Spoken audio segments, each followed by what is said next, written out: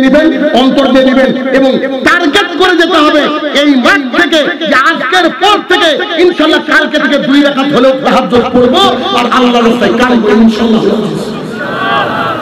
রাস্তায় বাঁচার বিশ্বাস করেন। সাহাবী যদি এরকম বলতে থাকে আমাদের কি অবস্থা হবে বলেন, আমাদের কি হবে? আল্লাহ আমাদেরকে ক্ষমা করুন। খাব্বাব ইবনুল আরাত রাদিয়াল্লাহু তাআলা আনহু, খাব্বাব ইবনুল আরাত রাদিয়াল্লাহু তাআলা আনহু তিনি যখন দ্বীন ইসলাম গ্রহণ করলেন, বেশিরভাগ ঐতিহাসিকগণ বলছেন তিনি সম্ভবত 6 নম্বরে ইসলাম গ্রহণ করেছেন। 6 নম্বরে, প্রথমের দিকে যারা ইসলাম গ্রহণ করেছেন 6 নম্বরে, মেবি 6 নম্বরে ইসলাম গ্রহণ করেছেন। তো তিনি একমাত্র সাহাবী ইসলাম গ্রহণ করার পরে প্রকাশ্যে ঘোষণা করেছে যে আমি ইসলাম গ্রহণ করেছি। প্রকাশ্যে তিনি তরবারি তৈরি করতেন, তরবারি কামারের কাজ করতেন, তরবারি তৈরি করতেন। তিনি যখন দ্বীন ইসলাম গ্রহণ করলেন, শিবা নামের একজন ব্যক্তি, তার মা তাকে পাঠালো দাও ওই বাড়িতে, সে নাকি ধর্ম ত্যাগ করেছে। তো তিনি এসে তাকে এতবার মারলেন, গোটা একটা গ্রুপ ইয়াং ছেলেকে নিয়ে এসে লাঠি কিল ঘুষি মারতে মারতে বেহুশ করে দিয়েছে। খাব্বাব রাদিয়াল্লাহু তাআলাকে এতবার মেরেছে তিনি বেহুশ হয়ে গেছেন। এরপরে তিনি আবার সুস্থ আল্লাহ রাসূলের কাছে গিয়েছেন। যাওয়ার পরে বলছে আল্লাহ রাসূল আমি দ্বীন ইসলাম গ্রহণ করেছি, কাবার মধ্যে আমি চিৎকার দিয়ে বলেছি আমি কাউকে কেয়ার করি না। একটা টিম তৈরি করলো তার বিরুদ্ধে যে খাব্বাবকে এমন অত্যাচার শুরু করো, অত্যাচারের কারণে যেন দ্বীন ইসলামকে ত্যাগ করে। খাব্বাব রাদিয়াল্লাহু তাআলা তিনি বসে আছেন, তাকে ঘিরে নিয়েছে একটা গ্রুপ, এসে বলছে তুমি কি দ্বীন ইসলাম ছাড়বা? আব্দুল্লাহর বেটার ধর্ম কি ছাড়বা? সে বলছে কোশ্চিন কালে নয়, জীবন চলে যাবে, আল্লাহ রাসূলের দ্বীনকে আমি ছাড়বো না। লোহার এরকম যে রড, এরকম লোহার রড, এরকম লোহার রড আগুনের মধ্যে পোড়ানো হয়েছে। পোড়ানোর পর তার পিঠে ছ্যাঁক দেওয়া হয়েছে, ছ্যাঁক বুঝেন তো, পিঠের উপরে ঠেসে ধরা হয়েছে। অজ্ঞান হয়ে গিয়েছেন তিনি তাও দ্বীন ইসলাম থেকে পিছপা হন না। একদিন তিনি আর পুরো দেহের পোশাক খুলে নিয়ে লোহার মুকুট মাথার মধ্যে চড়িয়ে দিয়ে গনগনে বালুর উপরে দাঁড় করিয়ে দিয়ে আবু জেহেল উতবা সাহেবা খেলা দেখছে। রাসূলুল্লাহ সাল্লাল্লাহু আলাইহি ওয়াসাল্লাম সেই রাস্তা দিয়ে যাওয়ার সময় বলছেন ও খাব্বাব ইবনুল আরাত আমি তোমার জন্য আজকে কিছু করতে পারছি না, কথা সত্য, তুমি যদি ধৈর্য ধারণ করতে পারো আমি আশাবাদী যে আল্লাহ তাআলা তোমার জন্য জান্নাতের ঘর নির্মাণ করবেন। খাব্বাব রাদিয়াল্লাহু আনহু উমর রাদিয়াল্লাহু আনহুর কাছে গেলেন। উমর রাদিয়াল্লাহু আনহু খাব্বাব রাদিয়াল্লাহু আনহুকে বলছেন আরে এই বাক্যটা আমার কাছে খুব কঠিন মনে হয়, দেখেন তো আপনাদের কাছে কেমন লাগে। খাব্বাব রাদিয়াল্লাহু আনহু উমর রাদিয়াল্লাহু আনহুর কাছে গিয়েছেন। উমর রাদিয়াল্লাহু আনহু একটা আসন বুঝেন কি, বসার ছোট্ট পাটির মতো, আজকাল মেহমান আসলে মানুষকে দিত, তো এই আসনটাকে এভাবে পেতে দিয়েছেন উমর রাদিয়াল্লাহু আনহু। উমর রাদিয়াল্লাহু আনহু বলছেন খাব্বাব এই আসনে যদি আল্লাহর জমিনে কেউ বসার হকদার থাকে 1 নম্বর আছে বিলাল। এর মতো অত্যাচার কেউ সহ্য করে না আল্লাহর জমিনে, বিলালের মতো অত্যাচার কেউ সহ্য করে না। 2 নম্বরে তুমি, তাই তোমাকে আমি দিচ্ছি তুমি এর উপরে বসো, এই আসনটার উপরে বসো। 1 নম্বরে বিলাল, 2 নম্বরে খাব্বাব রাদিয়াল্লাহু আনহু। খাব্বাব রাদিয়াল্লাহু আনহু বলছেন কেন? বিলালকে অত্যাচার করতে সবাই দেখেছে, আমি কি অত্যাচারিত হইনি? উমর রাদিয়াল্লাহু আনহু বলছেন তুমি কত অত্যাচারিত হয়েছো? কই তুমি তো খুব একটা অত্যাচারিত হওনি। খাব্বাব রাদিয়াল্লাহু আনহু পিঠের চাদরটাকে সরিয়ে দিলেন, পুরো পিঠটা কালো, এরকম লোহার শেক দিয়ে পুরো পিঠটাকে শেষ করে দিয়েছে।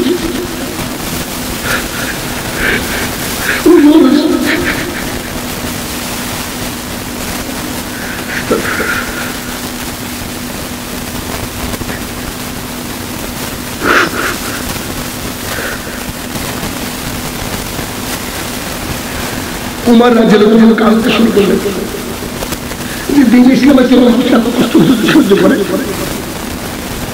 তারা রাদিয়াল্লাহু তাআলা আনহু আল্লাহ তাদের উপরে রাজি হয়ে গেছে। আজকে এত হাজার হাজার লোকের মধ্যে আমরা কেউ রাদিয়াল্লাহু তাআলা আনহু না, কিন্তু আমাদের অন্তর ইসলামের জন্য। উমর রাদিয়াল্লাহু তাআলা তাকে দেখে কান্নায় ভেঙে পড়লেন, এতবার বলেছে তোমাকে আমি তো জানতাম না, এত অত্যাচার সহ্য করেছো তুমি ইসলামের জন্য।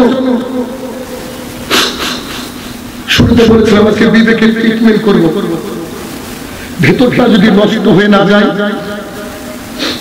নিজের জীবনকে সাহাবীর মতো ঢেলে সাজাও, সাহাবীর মতো ঢেলে সাজাতে নিজের জীবনকে। আল্লাহ আমাকে ক্ষমা করুক, আল্লাহুম্মা আমিন। খাব্বাব ইবনে আরাফ রাদিয়াল্লাহু তাআলা রাসূল সাল্লাল্লাহু আলাইহি ওয়াসাল্লামকে খুঁজতে খুঁজতে গেলেন, এত অত্যাচার সহ্য হয় না। তিনি বলছেন আমি রাসূল সাল্লাল্লাহু আলাইহি ওয়াসাল্লামকে দেখলাম কাবার নিচে একটু ছায়া হয়, ওই ছায়ায় একটা কিছু ভাঁজ করে মাথায় দিয়ে শুয়ে আসে। খাব্বাব ইবনে আরাফ রাদিয়াল্লাহু তাআলা রাসূল কতদিন এই অত্যাচার সহ্য করব, আল্লাহ কি যুদ্ধের অনুমতি দেয়নি? তখন রাসূল সাল্লাল্লাহু আলাইহি ওয়াসাল্লামের মুখটা লাল হয়ে গেল। রাসূল সাল্লাল্লাহু আলাইহি ওয়াসাল্লাম তোমরা কি জানো, খাব্বাব ইবনে আরাফ তুমি কি জানো তোমার আগের জামানায় এমন বাদশা ছিল শুধুমাত্র লা ইলাহা ইল্লাল্লাহ বলার কারণে মানুষকে জুয়ালাদা করে দিত, করাত দিয়ে ফেলে দিত।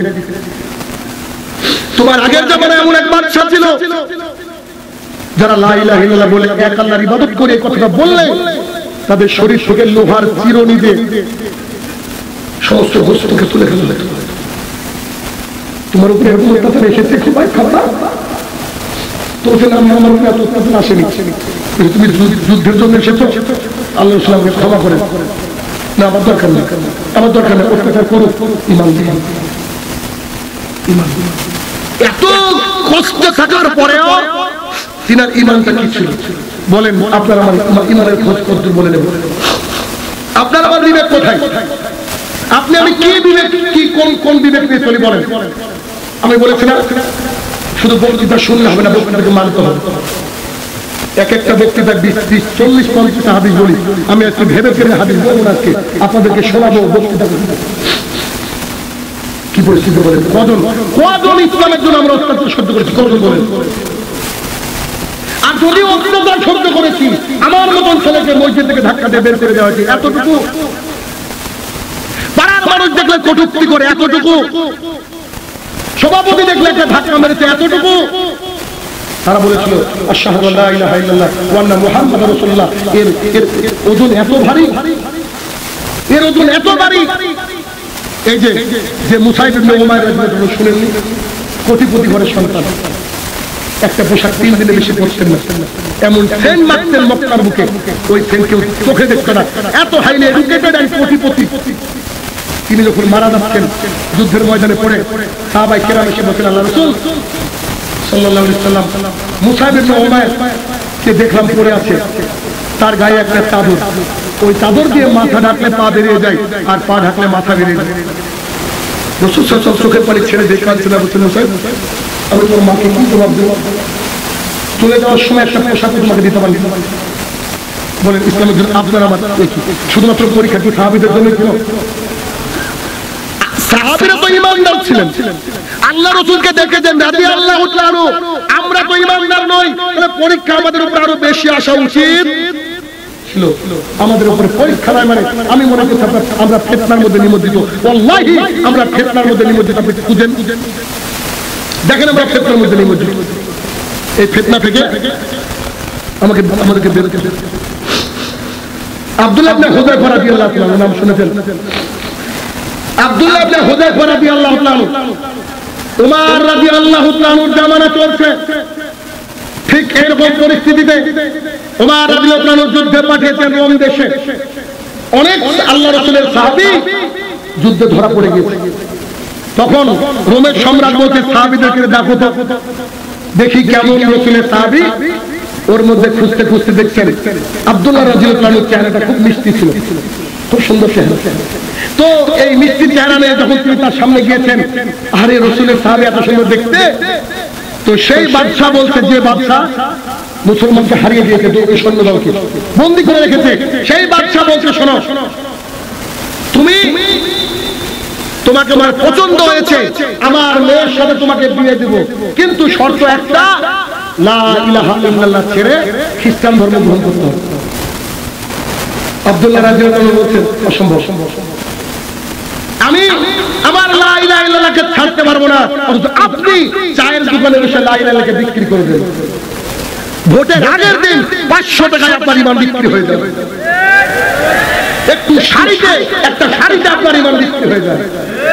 একটু কেউ জুতা দিয়েছে বাইরে থেকে, যা সব গেল, দাড়িটা দিয়েছে হিন্দু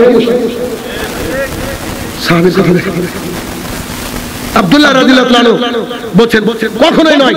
তখন বাদশা বলছেন, আমার মেয়ের সাথে তো বিয়ে দিব, আমার মেয়ে খুবই সুন্দরী, আর আমি তোমাকে আমার সম্পদের অনেকটা দান করবো, প্রায় অর্ধেকটা দান করবো, বলো তোমার মতামত কি? আব্দুল্লাহ রাদিয়াল্লাহু আনহু বলেন, তবু আমি কালেমার জন্য মাথা নত করেছি, আল্লাহর কাছে মাথা নত করেছি, আল্লাহ রাসূলের কাছে বাইয়াত গ্রহণ করেছি, আমি দ্বীন ইসলাম ত্যাগ করব না। বাদশার চরম রাগ হয়ে গেল। বাদশা তার লোকজনকে বলল, শোনো, একটা কড়াই রেডি করো, তলায় তোমরা ওই যে চুলা রেডি করো, চুলা অনেক বড় কড়াই দিলা, বিয়ে বাড়িতে রান্না হয়, পাতিল, বড় পাতিল, ওই বড় পাতিলের মধ্যে তেল দিয়ে দেওয়া হলো, তেল, এবার তেলকে ফুটানো হচ্ছে, টকবক টকবক করছে।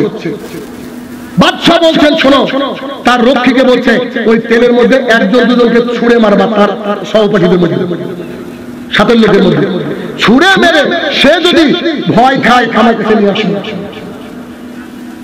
আব্দুল্লাহ রাদিয়াল্লাহু আনহু বয়স কত ছিল জানেন? এই যে ইয়াদের ছেলেগুলো বসে আছে, এদের মতো বয়স 18 থেকে 22। তিনি জীবন দিচ্ছেন আর আমরা পাবজি খেলছি, তিনি জীবন দিচ্ছেন আমরা মহিলাদের পিছনে, তিনি জীবন দিচ্ছেন আমরা ইয়াবা সেবনে ব্যস্ত। পরীক্ষা পাবেন কি করে? ওখান থেকে গেলে তো রিটার্ন আসা যায় না। আব্দুল্লাহ রাদিয়াল্লাহু আনহু দাঁড়িয়ে আছেন, কিনা সামনে দুজন ব্যক্তিকে তেলের কড়াইয়ের মধ্যে দিয়ে দেওয়া হলো, একটু নড়লো, তারা কষ্টগুলো আলাদা হয়ে গেল, হাড়গুলো ভেসে চোখের সামনে। আব্দুল্লাহ রাদিয়াল্লাহু আনহু অধরে কাঁদতে শুরু করলেন। তার দেহরক্ষীরা তাকে ধরে নিয়ে গিয়ে বলছে, বাদশা, মনটা নরম হয়েছে বেচারা, মরতে দেখলে কার না মনটা নরম হয়ে যায়। তখন তিনি বললে, আচ্ছা, তুমি আমার মেয়ের সাথে বিয়ে করতে রাজি? তাহলে তুমি কান্না করছিলে কেন? বলছে, আসলে আমি কান্না করছিলাম এই জন্য, আমি আল্লাহকে মনে মনে বলছিলাম, আল্লাহ, বয়স তো বেশি হয়নি, 20-22 বছরের যুবক আমি, এত তাড়াতাড়ি তোমার জন্য জীবনটা দিয়ে দেব? যদি মরতে হয় তোমার রাস্তায় মরবো, আল্লাহ তুমি আমার একটা দোয়া কবুল করো, আমার দেহে যতগুলা পশম রয়েছে প্রত্যেকটা পশমের বিনিময়ে এক একটা আব্দুল্লাহ তৈরি করে দাও, প্রত্যেকটা আব্দুল্লাহ তোমার দিনকে রক্ষা করার জন্য মৃত্যুর কোলে রয়ে পড়ে।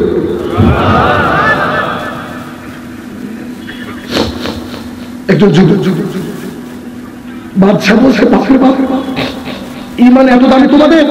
বলছে, হ্যাঁ। তখন বাদশা তাকে একটা অফার দিল। অফারটা কি জানেন? তুমি যদি আমার কপালে চুমু খাও, পারেনি বাদশার কিছু করতে, তুমি যদি আমার কপালে চুমু খাও, আমি তোমাকে ছেড়ে দেব। আব্দুল্লাহ রাদিয়াল্লাহু আনহু বলছেন, চুমু খেতে পারি একটা শর্তে। শর্তটা কি? যদি আমার সব বন্দীদেরকে ছেড়ে দেন, আমার সব ভাইদেরকে ছেড়ে দেন, তাহলে আজকে আমি চুমু খাবো আপনার কপালে। বাদশা বলছে, তাই হবে, যা। তিনি বাদশার কপালে চুমু দিয়ে দিলেন, সব সাহাবাদেরকে নিয়ে চলে গিয়েছেন। উমর রাদিয়াল্লাহু আনহুর কাছে গিয়ে পুরো ঘটনা শুনেছেন। উমরকে বলছেন, এই ঘটনা ঘটেছিল। উমর রাদিয়াল্লাহু আনহু তাকে ডাকলেন, কপালে একটা চুমু খেলেন। কে চুমু খেলেন? আপনি কি বুঝতে পারছেন উমরকে? আল্লাহ রাসূলের পরে কেউ যদি নবী হতো তো তিনি। উমরকে জানেন, যে রাস্তা দিয়ে হাঁটে ওই রাস্তা দিয়ে শয়তান থাকে। উমরকে জানেন, আল্লাহ রাসূলের পাশে শুয়ে আছে। তিনি একজন সাহাবীর কপালে চুমু খাচ্ছেন।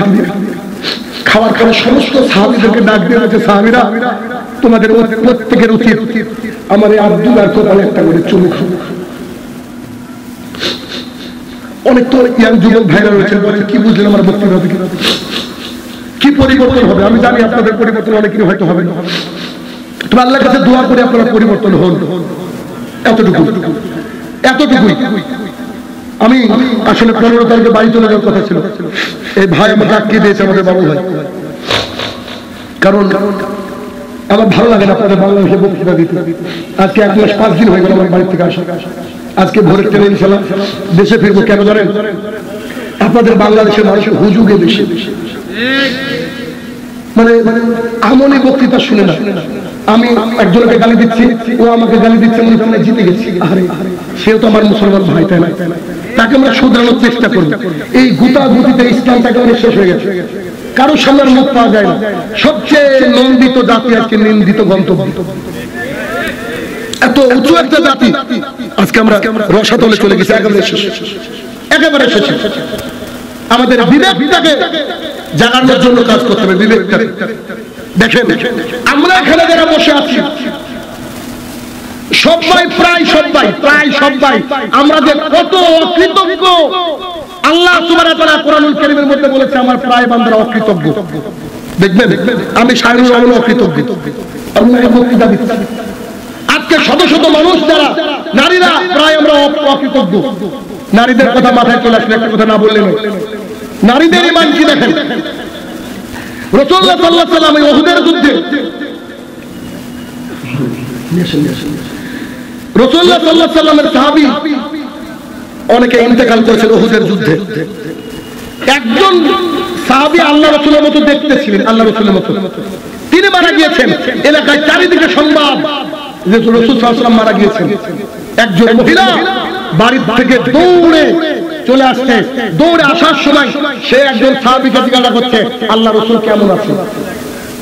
একজন মহিলা তো বলছে যে আল্লাহ রাসূল কেমন আছে মানে তুমি কি জানো তোমার আব্বাকে শহীদ করে দেওয়া হয়েছে। মেয়েকে কি শোনাচ্ছে, তোমার আব্বাকে শহীদ করে দেওয়া হয়েছে। তখন মহিলাটা চিৎকার দিয়ে বলছে রাসূল কেমন আছে। আরো একজন সাহাবী এসে বলছেন তোমার ভাইকে শহীদ করে দেওয়া হয়েছে। আরো একজন সাহাবী এসে বলছে মহিলা শোন তোমার স্বামীকে শহীদ করে দেওয়া হয়েছে। তিনজন, তার পৃথিবীতে আর কেউ নেই, স্বামী, ভাই আর বাবা চলে গেছে, কেউ নাই তার এই জমিনে তাকে দেখভাল করার। মহিলাটা চিৎকার দিয়ে বলছে আমি তোমাদেরকে জিজ্ঞাসা করছি আমার রাসূল কেমন আছে। তোমরা বলছো ভাই মরেছে, বাপ মরেছে, আমি বলছি আল্লাহ রাসূল কেমন আছে। তো একজন সাহাবী বলছে আল্লাহ রাসূল সুস্থ আছেন, ভালো আছেন। মহিলা বলছে আলহামদুলিল্লাহ। তিনি কেউ নেই, তিনি বলছেন কি আলহামদুলিল্লাহ। কেন বলছেন? আল্লাহ রাসূল জীবিত, রাসূলের প্রতি ভালোবাসা। বুঝতে পেরেছেন? আরে কি পরিস্থিতি। ঘটনা বলি না সাধারণত, একজন ব্যক্তির কথা মাথায় আসতে আপনাকে কিন্তু বলি, দেখি বিবেকটা আপনার নাড়া দেয় কিনা। আমেরিকার একজন মানুষ 70 বছর বয়স। কার বয়স? 70। এখানে কার 70? হাত তুলে। ওই যে চাচা সব পেকে গেছে, দেখেন চুল দাড়ি সব পেকে গেছে। আচ্ছা 70 বছরের একজন মানুষ, কোটিপতি মানুষ, অনেক টাকার মানুষ। তিনার ওপেন হার্ট সার্জারি হচ্ছে আমেরিকার একটা বিখ্যাত হসপিটালে, নার্সিং হোমে, বিখ্যাত হসপিটাল। তো ডাক্তার বলেছে প্রচুর টাকা লাগবে এবং এই অপারেশন করতে গিয়ে 98% আপনি মারা যাবেন। আপনি যদি বন্ডে সই করেন দেন আই উইল ডু, আমি কাজ করব। তখন ডাক্তারকে বলছে যে কোনো মূল্যে আপনি আমাকে বাঁচান। অপারেশন সাকসেসফুল, আলহামদুলিল্লাহ। সাকসেসফুল হওয়ার পর একটু লোকটা যখন সুস্থ হয়েছে, ঠিক অপারেশনের বিল নিয়ে ডাক্তার সহ নার্স গিয়েছে তার কাছে।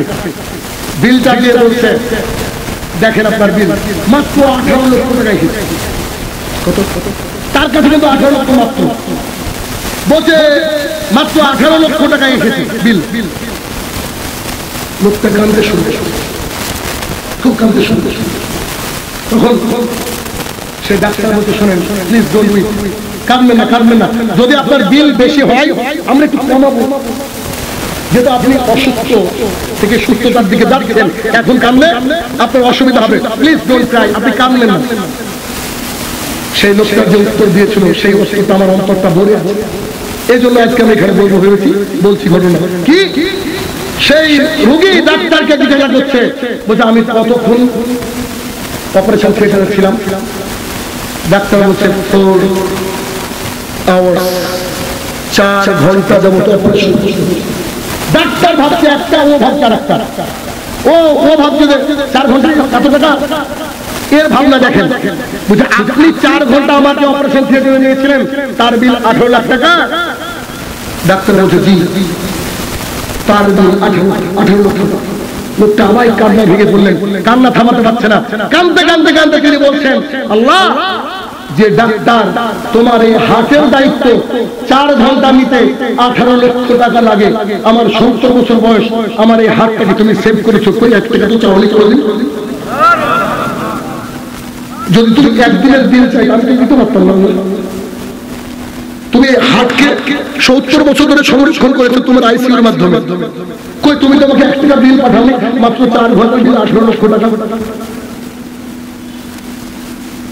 ভাবেন স্টেশনে একটা মানুষ শুয়ে আছে, তার পা নাই, আপনার আমার পা নাই। কখনো বলেছি আল্লাহ আমাকে 2টো সুন্দর পা দিয়েছে, আলহামদুলিল্লাহ। মানুষ অকৃতজ্ঞ। দেখেন, কখনো বলেছি আল্লাহ আমার চোখ দুটোকে তুমি সুস্থতা দিয়ে পরিপূর্ণতা দান করছো, আলহামদুলিল্লাহ। অনেক মানুষের 2টো হাত দেয়নি আল্লাহ তাআলা, আমাদেরকে আল্লাহ তাআলা 2টো সুন্দর হাত দিয়েছে। কখনো কি বলেছেন কি আল্লাহ গো আমাকে এত 2টো সুন্দর হাত দিয়েছো, মাবুদ তোমার কাছে লাখো শুকরিয়া, আলহামদুলিল্লাহ। এত সুন্দর চেহারা দিয়েছো আল্লাহ, আলহামদুলিল্লাহ। বলেছে কি কখনো? কত অকৃতজ্ঞ আমরা। বলে আমরা জান্নাত আমার হিসাব ধরে না, তুমি আশাবাদী আল্লাহর কাছে, আল্লাহর কাছে চাইতে হবে, কিছু করার নেই। কিন্তু আমার জান্নাত আমার হিসাবে ধরে না, যে কি নিয়ে জান্নাতে যাবো বলেন দেখি। একজন দাঁড়িয়ে বলেন যে আমি জান্নাতে যাবো, আমল করেছি, সম্ভব হতে পারে? বলে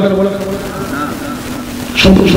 তার মানে কি আমাদেরকে বক্তৃতা শুনতে হবে, দ্বীন ইসলাম জানতে হবে, বিবেক দিয়ে, বিবেক দিয়ে, আবেগ দিয়ে নয়।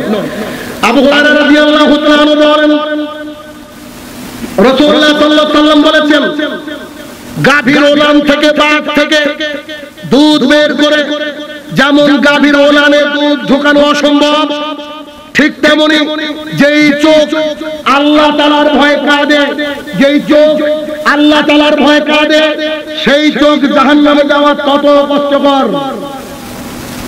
বক্তৃতা না বুঝেন এই জন্য সুবহানাল্লাহ মুখে বের হলো না, কথা বুঝাতে পারছেন আমি কি বলছেন?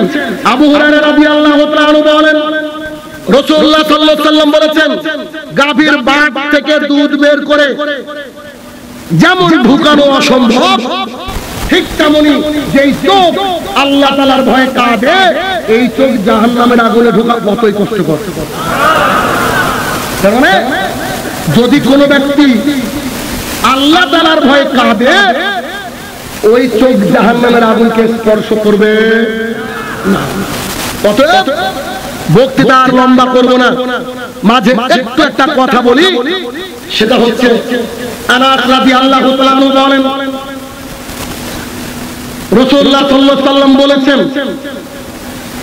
আল্লাহ তাআলা বান্দার উপরে রেগে থাকেন, বান্দা যখন আল্লাহর রাস্তায় কিছু অর্থ দান করে, আগুন দাউ দাউ দাউ দাউ করে জ্বলছে, ওর মধ্যে পানি দিলে যেমন আগুন দপ করে নিভে যায়, দান সাদাকা যখন মানুষ করে সঙ্গে সঙ্গে আল্লাহ তাআলার যে রাগ তা একেবারে পানির মতো, মানে আগুনে পানি পড়ার মতো দপ করে নিভে যায়।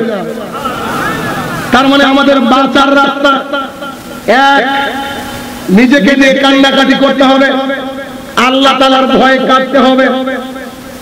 যখন সবাই ঘুমিয়ে থাকে তখন উঠে মিনিমাম 2 রাকাত সালাত আদায় করতে হবে, নিজের পাপের জন্য আল্লাহর কাছে কাঁদতে হবে। 2, আল্লাহর জমিনে বেশি কর্ম করলে বেশি টাকা ইনকাম করা হয়, কথা মিথ্যা। আল্লাহ যাকে অর্থ দেয় সেই কেবল অর্থের মালিক। কেমন?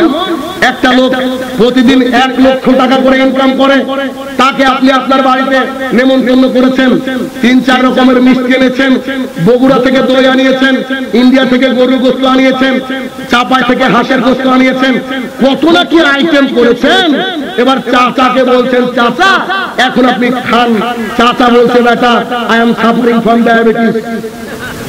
চাচা প্রতিদিন 1 লাখ করে ইনকাম করে, অথচ চাচা বলছে, বেটা আমি ডায়াবেটিসের রোগী। বলছিলাম করলা ভাজা নাই, বুঝতে পেরেছেন? যে লোকটা ওই যে রাস্তায় অটো ভ্যান চালিয়ে বেড়ায়, টোটো চালিয়ে বেড়ায়, 3 চাকার ওগুলোকে আমাদের দেখে টোটো বলে, এগুলা চালিয়ে বেড়ায়, সিএনজি চালিয়ে বেড়ায়, গরিব মানুষ দিন আনে দিন খায়, ওকে নেমন্তন্ন করেছেন 6 প্রকারের মিষ্টি, আগের মতো আইটেম। তাকে বলা হচ্ছে জনাব কি দিব, বলতে সব ডবল ডবল দেব। রুজির মালিক আল্লাহ সুবহানাহু ওয়া তাআলা। যদি আল্লাহর জমিনে বেশি কাজ করে বেশি অর্থ পাওয়া যেত, গার্মেন্টসের শ্রমিকরা সবচেয়ে বেশি কোটিপতি হতো। আল্লাহর জমিনে বেশি কাজ করলে বেশি ইনকাম যদি হতো, ইট ভাটার শ্রমিকরা তাহাজ্জুদেরও আগে উঠে তারা বেশি টাকার মালিক হতো। তার মানে আপনার আমার পকেটে ব্যাংকে যে টাকা আছে এগুলো আমাদের না, আল্লাহ আমাদেরকে দিয়েছেন ফর টেস্ট, পরীক্ষা করার জন্য। আল্লাহ দিয়ে বলছে দেখি শাহিনুর রহমানের ক্ষমতা কি, দেখি আব্দুর রহমানের ক্ষমতা কি, আমার রাস্তায় দান করে কি করেন আমি দেখি। এরা আল্লাহ তাআলা দেখে, এরা আল্লাহ তাআলা দেখতে চায়। কারণ টাকা কিন্তু আমরা কেউ কবর নিয়ে যাব না। এক পর্যায়ে রাসূলুল্লাহ সাল্লাল্লাহু আলাইহি ওয়াসাল্লাম বলছেন আস-সাদকাতু বুরহান, দান হচ্ছে দলিল। কোথায় যাওয়ার দলিল? জান্নাতে যাওয়ার দলিল। অতএব উপলব্ধি যদি আমাদের থাকে, আমরা যদি বিবেকটাকে আজকে অপারেশন করে বাড়িতে নিয়ে যেতে পারি, আমি আশাবাদী আগামীকাল থেকে আপনার জীবন পরিবর্তন হবে। এটা আমি আশাবাদী। কেন? রাসূলুল্লাহ সাল্লাল্লাহু আলাইহি ওয়াসাল্লাম সালাত আদায় করছেন, হাদিসের রাবি সম্ভবত মুগীরা ইবনে শুবা রাদিয়াল্লাহু আনহু, ভুল হতে পারে। রাসূলুল্লাহ সাল্লাল্লাহু আলাইহি ওয়াসাল্লাম সারা রাত, বেশিরভাগ রাতের অংশ দাঁড়িয়ে তাহাজ্জুদের সালাত আদায় করতেন। তো তার পাটা ফুলে যেত, এত লম্বা কিরাত করতেন, পাটা ফুলে যেত। সাহাবী বলেন আল্লাহর রাসূল সাল্লাল্লাহু আলাইহি ওয়াসাল্লাম, বলছিলাম যে আল্লাহ আপনার আগের গুনাহ পরের গুনাহ যে ক্ষমা করে দিয়েছে, এত রাতভর কষ্ট করার কি দরকার, এত সালাত আদায় করার কি দরকার? তখন মুহাম্মদ সাল্লাল্লাহু আলাইহি ওয়াসাল্লাম বলছেন, শোনো মুগীরা ইবনে শুবা, আরে আমি আল্লাহর বান্দা, আমি আল্লাহর দাস, আমি তো কৃতজ্ঞতা প্রকাশ করতে পারি। যার আগের গুনাহ মাফ, পেছনের গুনাহ মাফ, তিনি কি বলছেন? তিনি একদিনও তাহাজ্জুদ ছাড়েন। বলেন বেড়া পাবনা বা আশপাশে কার আগের গুনাহ মাফ আছে? বলেন যে পরের গুনাহ কি করে মাফ হবে? আমরা মানুষ এত অলস, এগুলো বুঝতে পারি না, এগুলো বুঝতে পারি না। আবু হুরায়রা রাদিয়াল্লাহু তাআলা আনহু বলেন রাসূলুল্লাহ সাল্লাল্লাহু আলাইহি ওয়াসাল্লাম বলেছেন, আমি প্রতিদিন মিনিমাম কমপক্ষে 70 বার আল্লাহকে বলি আস্তাগফিরুল্লাহ ওয়া আতুবু ইলাইহি, অথবা আস্তাগফিরুল্লাহাল্লাযী লা ইলাহা ইল্লা হুয়াল হাইয়ুল কাইয়ুম ওয়া আতুবু ইলাইহি। আমি 70 বারের উপরে তওবা ইস্তিগফার করি। আনাস রাদিয়াল্লাহু তাআলা আনহু বলেন রাসূলুল্লাহ সাল্লাল্লাহু আলাইহি ওয়াসাল্লাম বলেছেন, আমি প্রতিদিন 100 বার তওবা ইস্তিগফার পাঠ করি। আল্লাহর রাসূল তওবা ইস্তিগফার পাঠ করেন যে আগেরও গুনাহ নাই, পরেরও গুনাহ নাই। বলেন সকাল থেকে কত পাঠ করেছি? না হাত তোলা দরকার নেই, হাত তোলা দরকার নেই, আপনাকে আমি বুঝাচ্ছি। কারণ হাত তুলে তো আমার বক্তব্যটা কি বুঝলেন, আবার তো রিয়া হয়ে যাবে। কথা বুঝলেন কি বলছি আমি? তাহলে কি হলো?